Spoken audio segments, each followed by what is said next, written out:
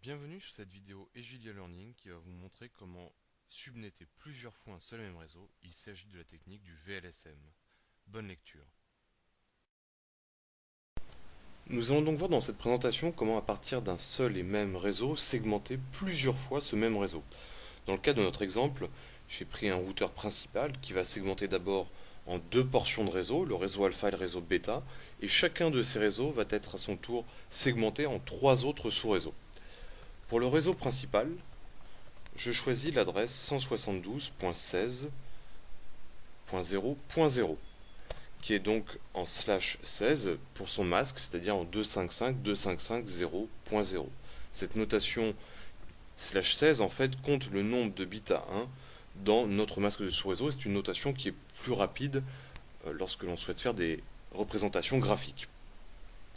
Donc voilà pour notre réseau principal. Je vais maintenant m'intéresser au réseau alpha. Nous voyons qu'au niveau du routeur principal, nous avons segmenté en deux portions, le réseau alpha et le réseau bêta. Pour coder deux possibilités, je n'ai besoin que d'un seul bit.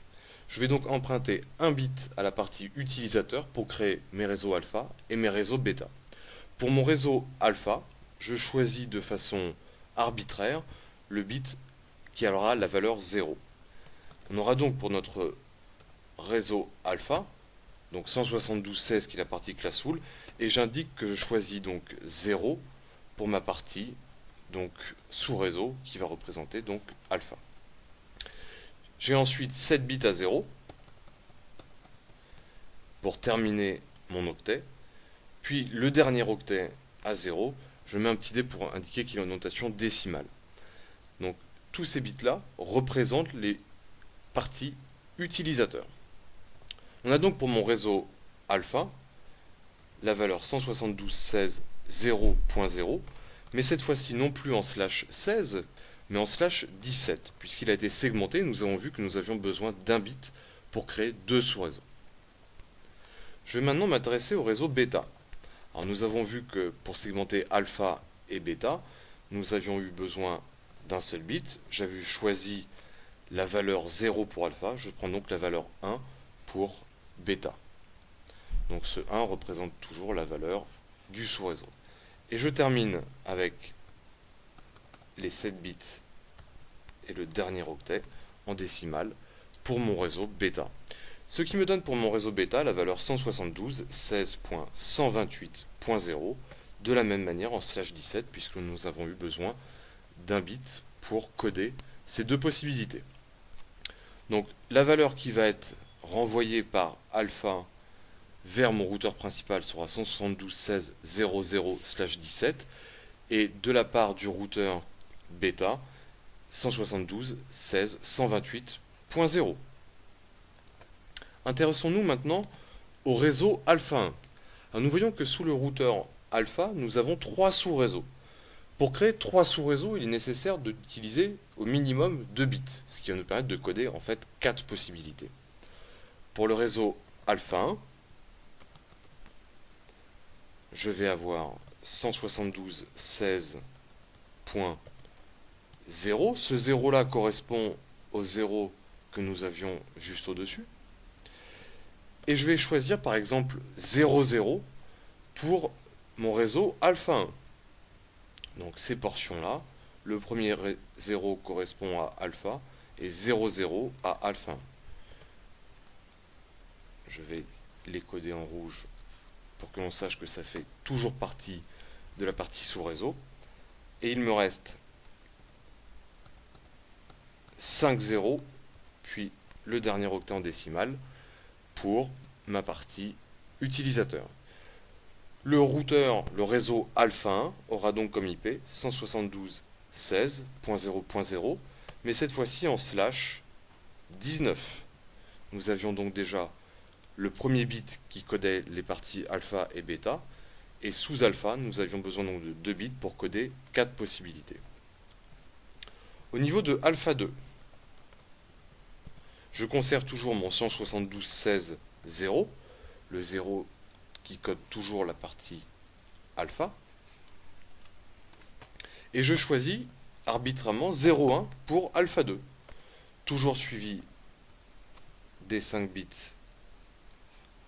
à 0 pour mes utilisateurs, et de mon dernier octet, que je mets en notation décimale pour simplifier.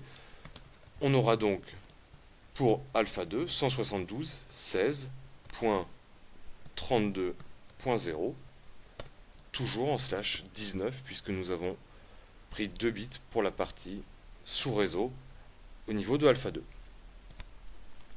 Au niveau de alpha 3, je vais avoir 172.16, toujours mon 0 pour indiquer que nous sommes sur la partie alpha, et je choisis arbitrairement un 0 pour coder la partie alpha 3.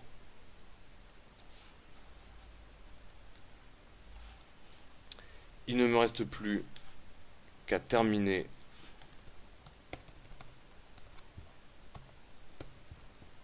mes bits utilisateurs, ce qui me donne donc pour le réseau alpha 3 172.16.64.0 en slash 19.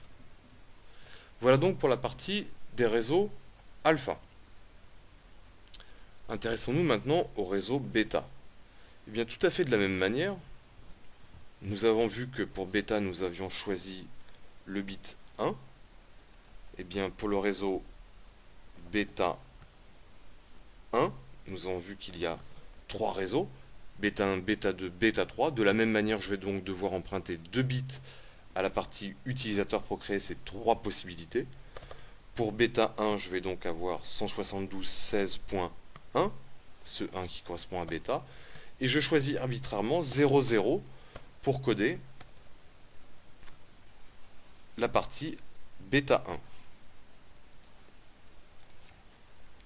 Toujours terminé par le dernier octet à 0, c'est-à-dire pour bêta 1, 172.16.128.0, mais cette fois-ci en slash 19, puisque j'ai un bit pour la partie bêta et 2 bits que j'ai choisi à 0 pour la partie bêta 1. Donc 16 plus 3, 19. Pour bêta 2, j'ai toujours 172.16.1 qui correspond à la partie bêta, et je choisis arbitrairement 0,1 pour la partie bêta 2.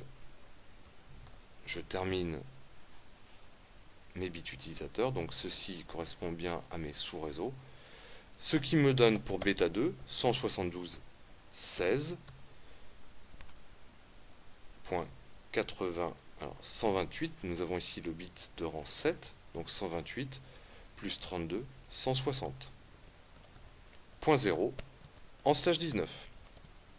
Et finalement pour bêta 3, j'ai donc 172.16.1 correspondant à la partie bêta, et je choisis arbitrairement un 0 pour bêta 3.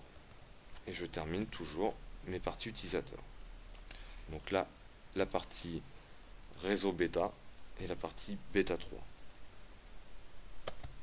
Ce qui me donne en décimale 172.16, 128 plus 64, 196.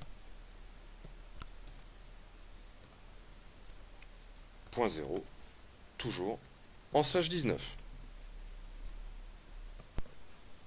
Donc je recommence, 128 plus 64, ce qui me donne 192 bien évidemment. Donc voici les adresses réseau qui vont être envoyées au niveau de notre routeur vers bêta, finalement vers le routeur principal. Donc ce que nous avons fait, c'est que nous avons fait une première segmentation, vers les réseaux alpha, vers les réseaux bêta, et puis sous les réseaux alpha, nous avons refait une segmentation en 3, et sous les réseaux bêta, une nouvelle segmentation en 3. Donc on voit que le masque de sous-réseau est variable. Sous nos routeurs alpha et bêta, nous sommes en slash 19, donc des réseaux de plus en plus précis. Sous le routeur principal, sur des masques en slash 17, et au-dessus du routeur principal, un masque en slash 16. Voici donc le principe du VLSM, donc du masque de sous-réseau à longueur variable. Et bien c'est au fur et à mesure des segmentations, et bien les réseaux deviennent de plus en plus petits et le masque de sous-réseau devient de plus en plus précis.